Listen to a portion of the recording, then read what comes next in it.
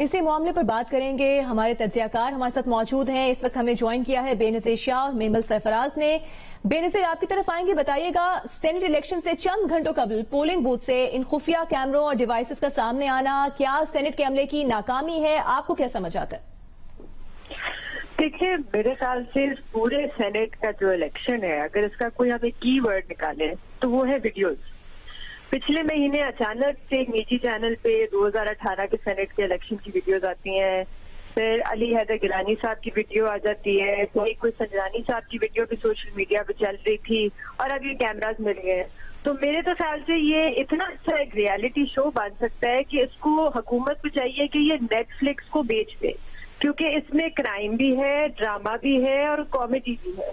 लेकिन अफसोस की बात यह है कि जब इस पूरे दौर की तारीख लिखी जाएगी तो इसमें सिर्फ आपको ट्रेजेडी मिलेगी, क्योंकि ये जो आज हुआ है सेनेट में ये सबसे ज्यादा नुकसानदेह हुकूमत के लिए, इसलिए क्योंकि इससे पहले जो दशका में हुआ वहां पे भी यही इल्जाम ऑपोजिशन लगा रही थी कि प्री पोल और रिगिंग करने की कोशिश की। यहाँ पे भी ऐसे लग रहा है कि एक किस्म की प्री पोल रिगिंग करने की कोशिश की जा रही है। तो मेरे ख्याल से आज कोई भी जीते, शायद संजरानी साहब जीते या गिलानी साहब जीते, ये पूरा का पूरा जो सेनेट का इलेक्शन है इसके जो रिजल्ट होंगे वो कॉन्ट्रोवर्शियल हो गए। मेमल, जो वाकया पेश आया अब उसकी क्या तहकीकात होती हैं? किस तरह से यकीनी बनाया जाता है कि जो वोटिंग हो वो सही तरीके से सीक्रेट बैलेट के जरिए हो सके सेनेट में? लेकिन फैसल जावेद ने भी कहा, शिबली फराज भी कह रहे हैं कि ऑपोजिशन ने ही ये काम करवाया। आपको लगता है कि उनकी ये बात काबिल कबूल है कि ऑपोजिशन खुद ही वहां कैमरास लगा सकती है, फिर खुद ही उसको सामने भी ले आए?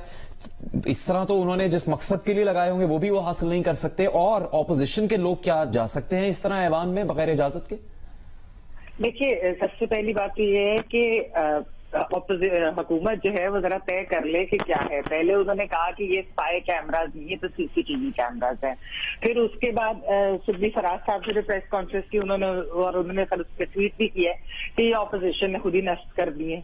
तो अगर तो पहले बता दें कि स्पाई कैमराज है कि नहीं या सीसीटीवी कैमरा से और ऑपोजिशन ने नष्ट किया या किसी और ने। दूसरी चीज ये है कि ये बहुत एक तशवीशनाक बात है अगर इस तरीके से कैमरे पोलिंग बूथ के अंदर हो या पिन होल कैमरा हो या जो भी इस तरह की चीजें, इसके ऊपर पूरी एक इन्वेस्टिगेशन होनी चाहिए। और सेनेट की बिल्डिंग एक बहुत सिक्योर बिल्डिंग होती है, वहां पर जगह जगह पर सीसीटीवी कैमराज होते हैं। तो ये तयन करना कि रात को किसने ये चीज की या कौन आया या सुबह तक कौन उधर था या कौन नहीं था, ये तयन करना तो कोई खास मुश्किल काम नहीं होगा। एक दफा वो सारी सीसीटीवी कैमरास की फुटेज चेक कर ले कि उसके अंदर कौन अंदर आया कौन गया। और ऑपोजिशन, वैसे तो ये इल्जाम जो है हुकूमत ने लगाया कि ऑपोजिशन ये कर सकती है, लेकिन ऑपोजिशन इतनी ताकतवर कैसे होगी कि वो सेनेट की बिल्डिंग के अंदर जाकर तो वो कोई कैमरे नष्ट कर सके? मतलब ऑपोजिशन तो अपने वोट बचाने और अपने उस सारी चीज के अंदर अगर लगी हुई है, अगर वाकई इसमें जिसने भी ये चीज की, और देखिए पकड़िया, मतलब ये ऑपोजिशन जो है वो खुद ही लगाकर इस तरीके से वो खुद ही पकड़ लेंगे, जिस तरह से सेनेटर मुस्तफा नवाज खुकर और डॉक्टर मुसद्दिक मलिक ने आज शर्लॉक होम्स और डॉक्टर वॉटसन की जो याद दिलाई है। मतलब एक तो खैर ये, और फिर आपने देखा कि ट्विटर के ऊपर ये सारा किस तरीके से हुआ कि फवाद चौधरी साहब ने उनको कहा कि स्पाई कैमरा दिए होते, और वैसा ही एक स्क्रू भी जो है वो कहीं मिल गया। तो ये सारी चीज की वैसे तहकीक होनी बहुत जरूरी है, और मेरे ख्याल में ये काफी तशवीशनाक बात है, क्योंकि ये वाकई जितना बेनजीर ने कहा, ये सेनेट के चेयरमैन के इलेक्शन है आज, डेप्यूटी चेयरमैन के इलेक्शन है आज, ये उसको बड़ा मतनाज़िर कर देते हैं। इसको सीरियसली मेरे ख्याल में लेना चाहिए। पिल्लाट की ज्वाइंट डायरेक्टर आसिया रियाज साहिबा ने हमें ज्वाइन किया। आसिया साहिबा, सेनेट जैसा मोतबर इदारा, वहां पर उसके सरबराह का इंतखाब होना है, चेयरमैन का, डेप्यूटी चेयरमैन का, उससे चंद घंटे पहले पोलिंग बूथ से जासूसी डिवाइसेस का सामने आना, ये कितनी संगीन बात है? कितना असर पड़ेगा इससे अब आगे चंद घंटे बाद होने वाले इस इंतखाब पर? जी, काफी अफसोसनाक बात है। मैं तो उसको बाकी सब लोग जिस तरीके से देख रहे हैं, पाकिस्तान में जो सिटीजन्स हैं, जितनी ये क्वेश्चन पहले सेनेट के इंतखाब, उसके अमल के बारे में हो चुके हैं और उसके बारे में क्या साराइयां की गई हैं, तो फॉर अ सिटीजन बड़ी अजीब बात है कि आप इतने हाई ऑफिस के लिए आपके इलेक्शन हो रहे हों और वहां पे इस तरीके से स्पाइंग और कैमरास हों, जबकि कॉन्स्टिट्यूशनल प्रोविजन उसके बारे में बहुत क्लियर है कि वो सीक्रेट बैलेट होना है। लेकिन जाहिर है जो पहले मेरे से मोहतरमा बात करी थी, उनकी बात भी बिल्कुल दुरुस्त है कि ये हमें तो अभी तक हकायक मालूम नहीं है, ये तो इन्वेस्टिगेट ही होगा तो पता चलेगा कि ये कब हुआ, किसने किया, किस पर्पस से किया। तो उसके ऊपर बगैर उस हकायक को जाने, जो कि ज़ाहिर रिस्पॉन्सिबिलिटी है सेनेट की वो उसको देखेगी, सेनेट सेक्रेटेरिएट की है, चेयरमैन की है, डिप्टी चेयरमैन की है, जो कि अभी तक वही हैं जब तक के नए इलेक्ट नहीं हो जाते। तो ये जब तक हकायक सामने नहीं आएंगे तब तक तो बात क्लियर नहीं होगी कि कैसे हुआ। लेकिन ये कि ये अस वर्सेस देम वाली जो गुफ्तगू ऑपोजिशन या पार्लियामेंट जो गवर्नमेंट कर रही है, आई थिंक उसको ये देखना चाहिए कि सिटीजन्स कैसे अफसोसनाक उसको समझ रहे हैं कि ये हाईएस्ट एक हाउस है, पार्लियामान हमारी, उसका एक ये चेंबर है, उसके अंदर भी अगर ये होगा तो हम ये जमहूरियत को और जमहूरी सिस्टम को मजाक ही उड़वा रहे हैं इस तरीके से, इतने पार्टिजान तरीके से चीजों को इस तरीके से मैनेज करके।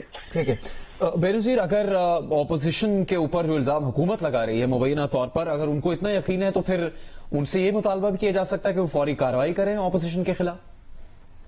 देखिए, अगर इसकी कार्रवाई होती है और तहकीकात होती है तो फिर एक मुकम्मल सारी चीज को देख के कार्रवाई होगी। सिर्फ आज के मेरे तो ख्याल से सिर्फ ये कैमरेज के ऊपर एक अलग से तहकीकात नहीं हो सकती। आप किस्म का जो घर पे बैठ के टीवी देख रहे होंगे, उसको फॉलो कर रहे होंगे, उनको ये एक पैटर्न नजर आता है कि एकदम से वीडियोज आना शुरू हो जाती हैं, फिर एकदम से कैमराज भी मिल जाते हैं, और फिर हुकूमत का शुरू से ये जोर रहा है सुप्रीम कोर्ट के फैसले के बाद ओपन बैलेट से करवाएं, फिर उसके बाद उन्होंने कहा बार कोड लगा दें।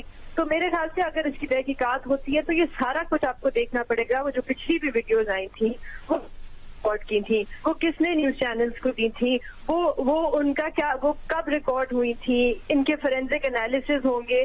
तो ये पूरा का पूरा, क्योंकि ये सब कुछ इलेक्शन जो सेनेट के इलेक्शन हैं उसके इर्द गिर्द ये घूम रही है ये सारी चीजें, तो इनका पूरा का पूरी एक इन्वेस्टिगेशन होनी चाहिए। सिर्फ एक इशू की इन्वेस्टिगेशन होना मेरा ख्याल से एक कंप्लीट पिक्चर नहीं देगी हमें।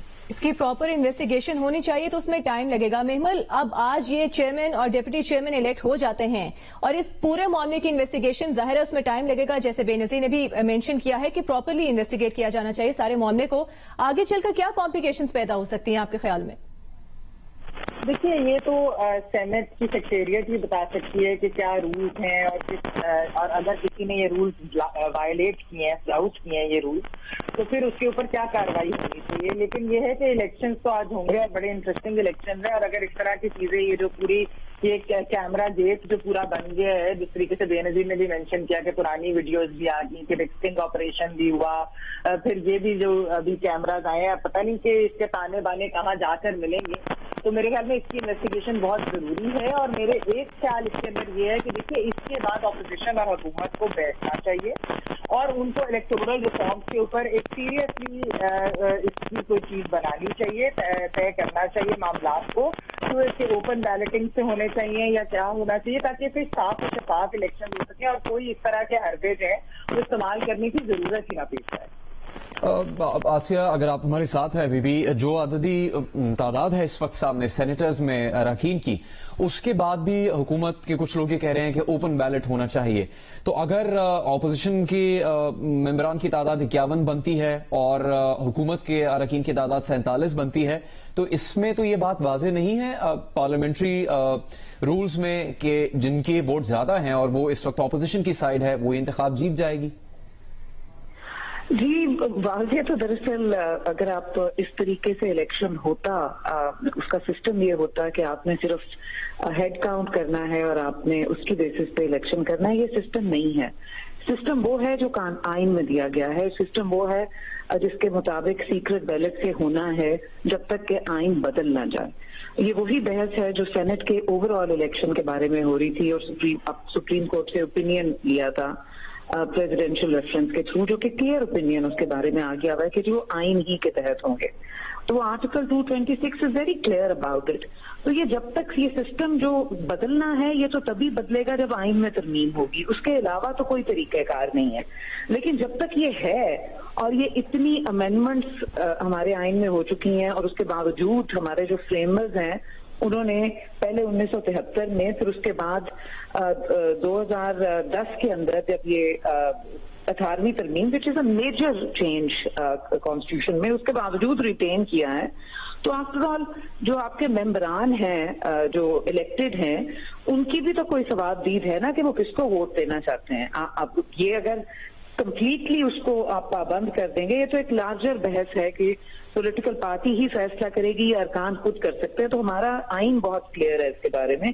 तो जब तक वो सिस्टम चेंज नहीं होगा, जो आईनी सिस्टम है, ये तो जाहिर है इलेक्शन वैसे ही होगा।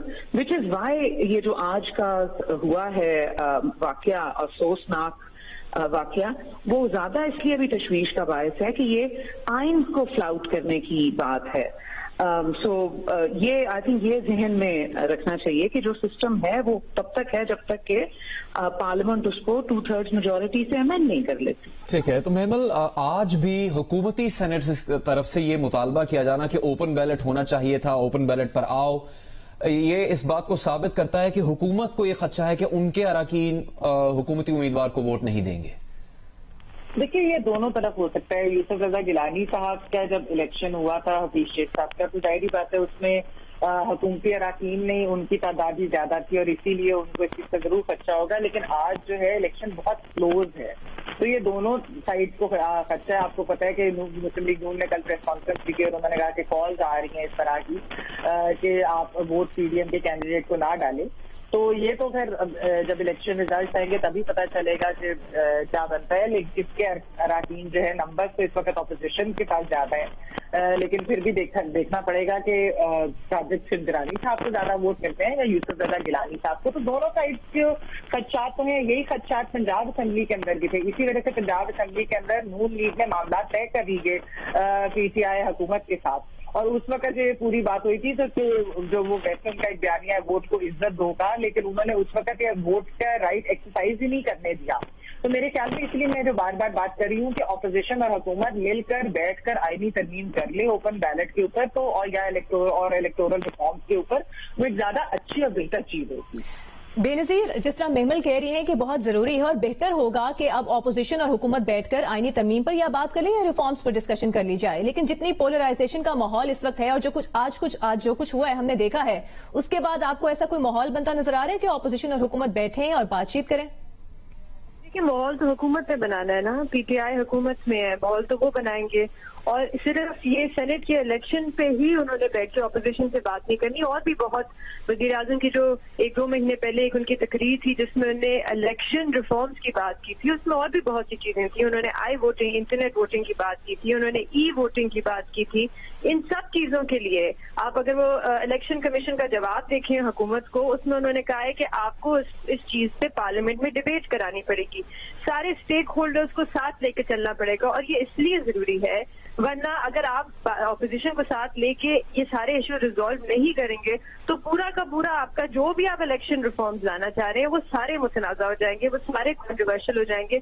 और अगला इलेक्शन का जो रिजल्ट है, जो अगले इलेक्शन होंगे 2-3 साल बाद, उनके रिजल्ट कौन मानेगा? कोई भी नहीं मानेगा। अगर ऑपोजिशन हार गई तो ऑपोजिशन नहीं मानेगी, हुकूमत हार गई तो हुकूमत नहीं मानेगी। तो यहाँ पे कोई ना कोई कंसेंसस आपको बनाना पड़ेगा। मेरे ख्याल से ये बड़ा एक खतरनाक हमने एक ट्रेंड बना दिया है हुकूमत की तरफ से, जो ये आ रहा है कि वो इलेक्शन कमीशन के ऊपर सवाल उठा रहे हैं कि उनकी काबिलियत पे और वो जिस किस्म के इलेक्शंस कराते हैं। ये खतरनाक इसलिए है क्योंकि इलेक्शन कमीशन ने अभी कुछ बहुत अहम फैसले देने हैं। एक फैसल वादा का डिस्क्वालिफिकेशन का केस है, उनके पास फॉरेन फंडिंग का केस है, उन्होंने लोकल गवर्नमेंट इलेक्शंस आपके कराने हैं, उन्होंने आपके अगले इलेक्शंस कराने हैं। तो ये पूरा ये बड़ा एक खतरनाक ट्रेंड है कि फिर कोई, और फिर उस दिन भी कोई सपोर्टर्स थे वो इलेक्शन कमीशन के बाहर खड़े होकर एहतजाज कर रहे थे। तो इलेक्शन कमीशन की, मैं तो कहती हूँ कि इससे ऐसा लग रहा है कि आप उनकी क्रेडिबिलिटी ही खत्म कर रहे हैं आहिस्ता आहिस्ता। आसिया, अगर शाहिद खाकान अब्बासी की कल की गुफ्तगू देखें तो उन्होंने ये कहा कि 2018 में जो तरीकाकार इख्तियार किया गया है सेनेट के इंतखाब पर, उससे वो समझते हैं कि इस इदारे की साख को नुकसान पहुंचा और फिर उसके बाद से वो सेनेट में जाते भी नहीं है। हालांकि उनके अपनी पार्टी के अरकान, उसके मेंबर्स हैं, उनकी जमात ने अब भी इलेक्शन में हिस्सा लिया, वो एक उम्मीदवार को सपोर्ट भी कर रहे हैं। और फिर आज का ये वाकया होना, क्या कानून इजाजत देते हैं कि इस तरह के वाकयात सामने आने के बाद या शक शुबा पैदा होने के बाद चैलेंज किया जा सके चेयरमैन सेनेट और डिप्टी चेयरमैन सेनेट के इंतखाब को? देखिए, ये तो अब सेनेट को खुद फैसला करना पड़ेगा। शायद कोई कमेटी बनेगी, ऑपोजिशन और गवर्नमेंट इस इशू को कहां तक ले जाएंगे। लेकिन जो आप कह रहे हैं, ये सारी की सारी चीजें जो हैं, जो एक परसेप्शन क्रिएट हो रही है पब्लिक के लिए, वो तो ये है कि ये जो स्पेशली सेनेट का जो इलेक्शन है उसमें यूज ऑफ मनी बहुत ज्यादा है। और ये एक ऐसा समझे एक पत्थर है जो कि आप उठा के पब्लिकली एक दूसरे पे इल्जाम लगाने के लिए बगैर किसी वेरिफिकेशन के किसी को भी कह सकते हैं। सो दोनों सियासी जमातों को जो की है, बल्कि सारी सियासी जमातों को ये समझना चाहिए कि जब वो इस तरह एक दूसरे के ऊपर हमला आवर हो रहे हैं कि आपने खरीदा या आपने पैसे का इस्तेमाल किया, तो आप इसेंशियली जो उस इदारे की जो पार्लियामान है उसकी सैंक्टिटी को क्वेश्चन कर रहे हैं। आप जो पब्लिक रिप्रेजेंटेटिव्स इलेक्ट हुए हैं उनकी सैंक्टिटी को क्वेश्चन कर रहे हैं। सो ये सियासी जमातें पब्लिक में अपना मकाम नहीं बना रही इस गुफ्तगू के साथ एक दूसरे पे हमला करके। ये एक्चुअली अपना वकार और अपने इदारों का जो इलेक्टेड हमारे इंस्टीट्यूशंस हैं उनके वकार में भी कमी कर रही हैं। सो इट्स हाई टाइम कि ये जो एक दूसरे पे इल्जामात लगाने की बजाय इसके ऊपर एक सीरियस कॉन्वर्सेशन हो। आफ्टर ऑल हम पार्लियामान में ही फैसला करना है ना कि क्या लॉ होगा और आइन में क्या तरमीम होगी या रूल्स क्या होने चाहिए, और ये चीजें वो कर लें। अब बहुत ज्यादा मैं इस बात में बिलीव नहीं करती कि पाकिस्तान के अंदर को बहुत मेजर इलेक्टोरल रिफॉर्म रिक्वायर्ड है। हमने बहुत एक कॉम्प्रिहेंसिव रिफॉर्म 2017 में जो इलेक्शंस लॉ है उसके ऊपर किया हुआ है।